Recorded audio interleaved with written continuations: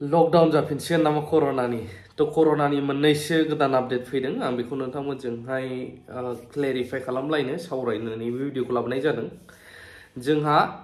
कर'नानि new इन्सट्राक्शन Christmas आरो new इयारनि थाखाय सावरायदों होननानै जों खौरां मोननो हादों दा बेयावहाय मिटिं लानाय जाबायानो government of India has issued strict instruction regarding कोविड-19 जाय दानि फैनाय कोविड बियो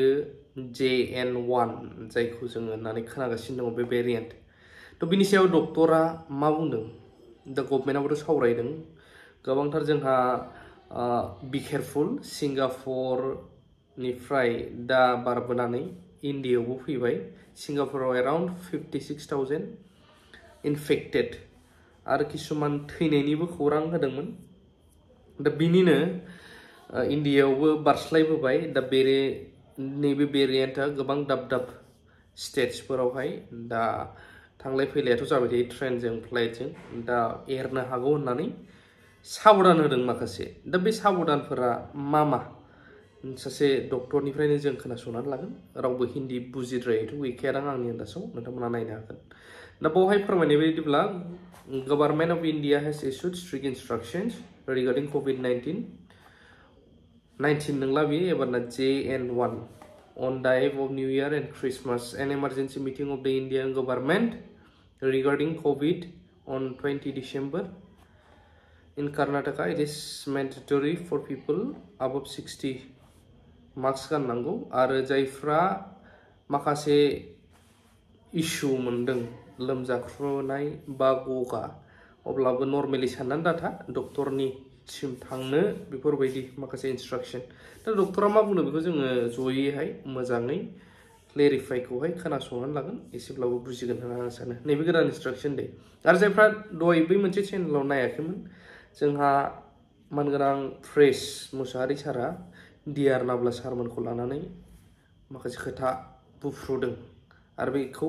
साफ्रोमबो बर'फ्रा नायोब्ला गाहाम जागोन ये जैसे हमारे पास बीच में सब वेरिएंट्स कई सारे आए और आते रहेंगे आगे भी आएंगे ये उस तरह का सब वेरिएंट है ये वायरसेस अपना रूप बदलता रहता है और ये नए नए सब वेरिएंट आते रहते हैं डजंट मीन कि ये उतना ही सिवियर होगा और उतना ही घातक होगा इसका केवल मतलब ये है कि वायरस ने थोड़ा अपने आप में म्यूटेट किया है देखिए जब भी किसी भी वायरस का कोई सब वेरिएंट या नया म्यूटेंट वेरिएंट आएगा तो उसका इन्फेक्टिविटी थोड़ी बड़ी भी होती है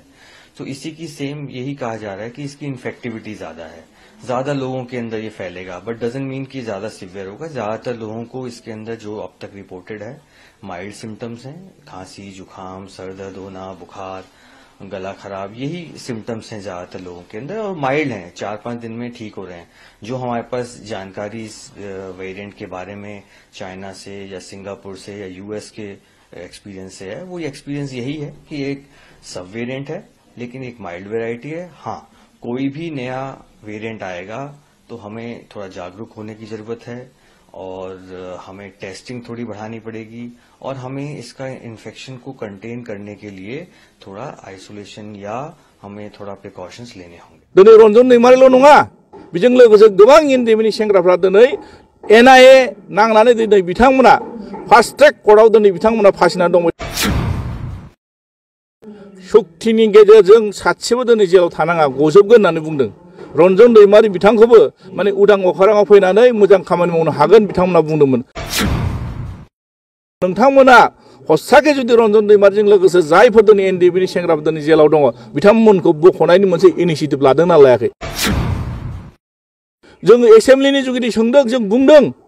दिनै एनडिएफबि सेंग्राफोरखौ दिनै नोंथांमोना गोसो जानानै बुंफ्लायो ना हस्साके दिनै मावनो रोङै बा मावनो हायैनि थाखाय नोंथांमोना बेखौ बुंमारदों